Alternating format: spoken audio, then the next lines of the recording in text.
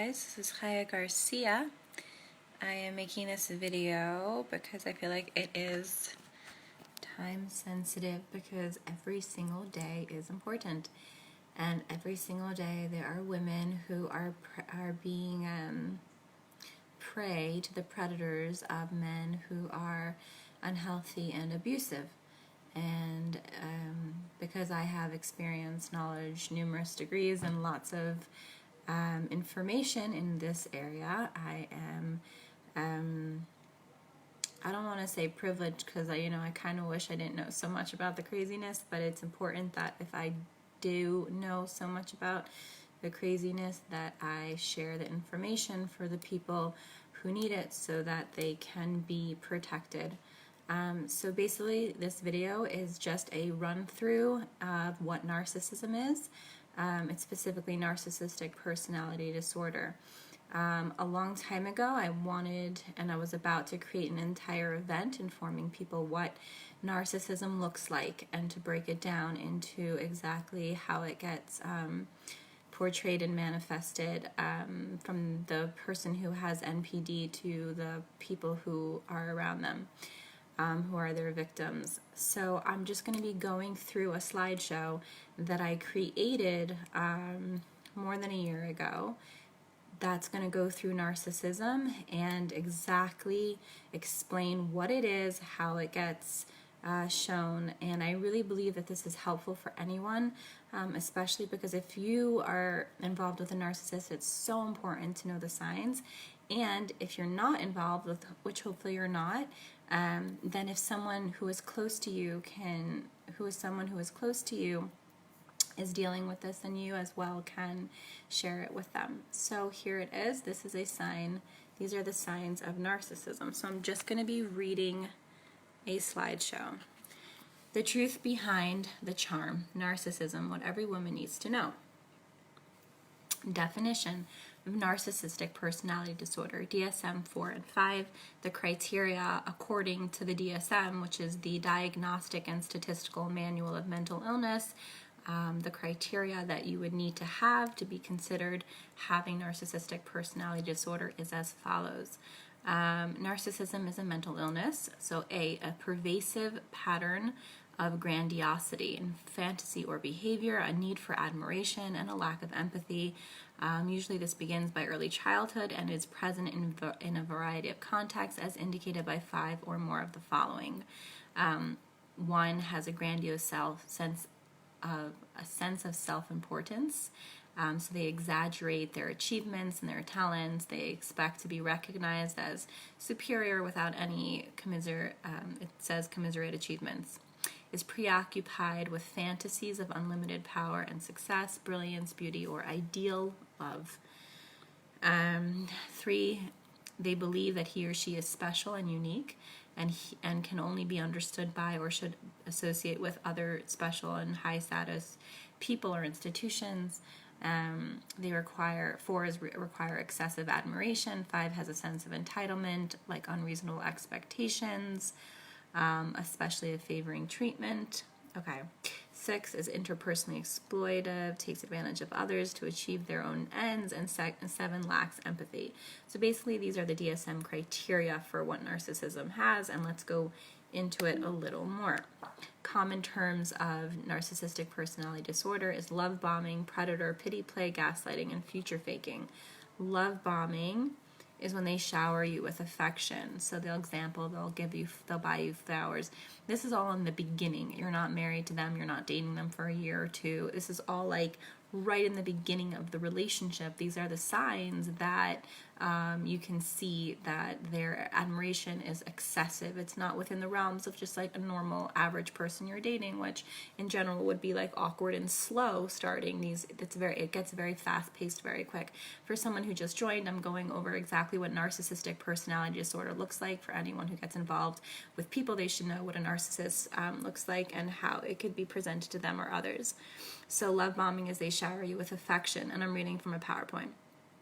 They buy you flowers and they send you cute, lovey text messages, or they send you kisses, pictures of them blowing kisses to you, or they send you sweet, long text messages on how awesome the other person is. And basically they send you like really long text messages that are like super sweet and super meaningful, but it's all above the realm of what normal like high dating looks like. It's like extra sweet and extra cute and extra long and extra meaningful and lots of, you know, kissy faces or exclamation points or something like that. Breakfast in bed, if you know you're in their house and whatever, they'll like make you breakfast in bed. They'll do things at the beginning of the relationship that are way beyond what is normal for the beginning phases. They're highly flirtatious.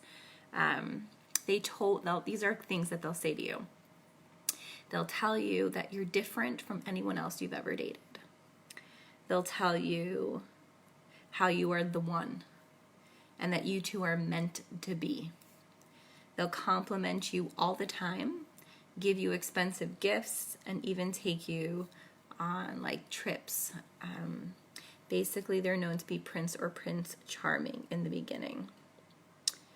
So love bombing continued is basically another way that you can see narcissistic personality behavior in the beginning of the relationship.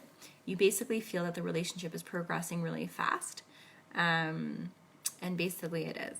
If someone has declared their undying love for you after a few weeks of meeting you and tells you that they're your soulmate, and they're making you uncomfortable, or the overly flattered, then the affection probably isn't coming from a good place. So hi Akiva and hi Rafal, and everyone else who's watching. I'm just basically going over what narcissistic personality disorder looks like for people where it's relevant. So it's basically for people when they're dating to know what healthy love looks like and what healthy love does not look like. And narcissism is a very common thing that actually exists in relationships, more so from men to women, but that's what I'm just going through. So it's important to know so that if someone is involved with you and they're going too fast in the relationship, you can see maybe if it's really unhealthy. Another thing of narcissism to know is that they're basically very self-centered. So the relationship keeps going back to their needs and what they want. I'm just going to keep going over the examples. So personal love bombing examples. Love bombing is a term to describe narcissistic behavior. They will give you overly long and romantic texts, long sweet phone calls. They'll keep saying in the beginning that it was meant to be, that we're meant to be. And then they'll say like, oh, I think this marriage is really going to work out. Or I think this is really going to work out. They keep planting ideas in your mind of how the relationship is going to be before the relationship has even really developed or progressed. They'll say, you're her, placing the woman in a fantasy fulfilling role of safety and being home with that person when actually they're not the person that they really want to be with, but they'll make them feel that way by saying like, you're her, you're the one, I feel like you're really special, we're really meant to be, this is really like unique. They'll drop off at your home or your place of work little love notes, presents, gifts, flowers, basically everything that you would dream of someone else doing, but all at once and really fast and way before it would be necessary, like you're not even married to them. Okay. There's always drama and intense emotion and excessive attention. So basically when you're dealing with someone who's a narcissist, it will not be calm, it will not be boring, it will not feel smooth and calming. It'll be a very excited, dramatic relationship. So there'll be drama, intense emotion, excessive attention.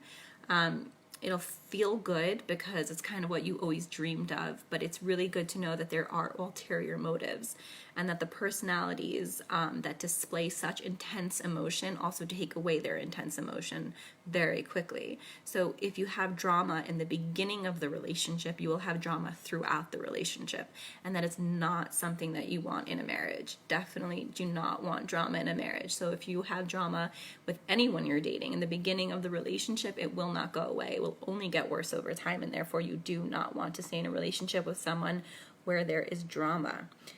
Drama creates a lot of insecurity and traumas, and you do not want to get engaged to someone where there is drama and traumas and past insecurities, because it only builds once there's more of the relationship. It doesn't go away just because you get married, on the contrary to what some people hope. Just so you know, when you're dealing with a narcissist, as this is the topic of the video, none of it is real. and it's not how a normal relationship is supposed to progress. Hi, Hannah. I'm just talking about how the signs of what narcissistic personality disorder looks like for people, and I'm just in the middle of it, just going through a slideshow of what narcissism looks like for people who get involved in relationships with people who are unhealthy. These are the signs. And hi, Eliza. I'm just going over what narcissism looks like. Okay, so none of it's real. It's a very dramatic, intense relationship that progresses really quickly.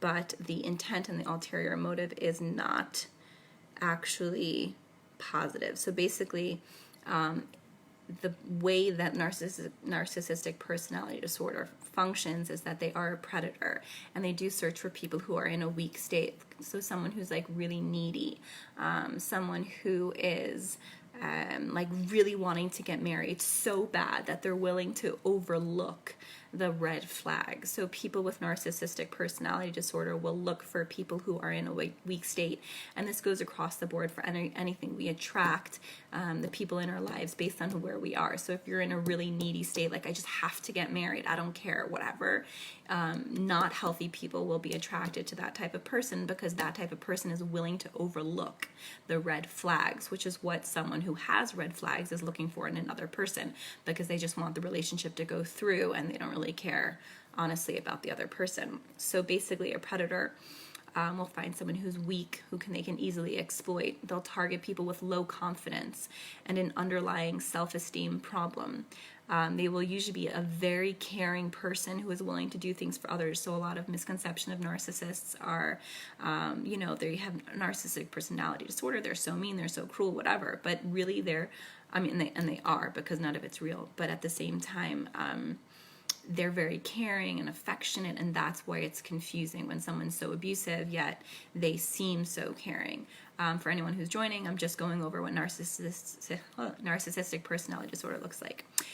They basically have qualities that means you're more likely to see the good in the narcissist before they turn on you. So people who are narcissists will show all these great qualities while still giving you signs of the red flags, but you don't want to look at the red flags because they're so caring and loving and, showering you with compliments and affection in the beginning of the relationship.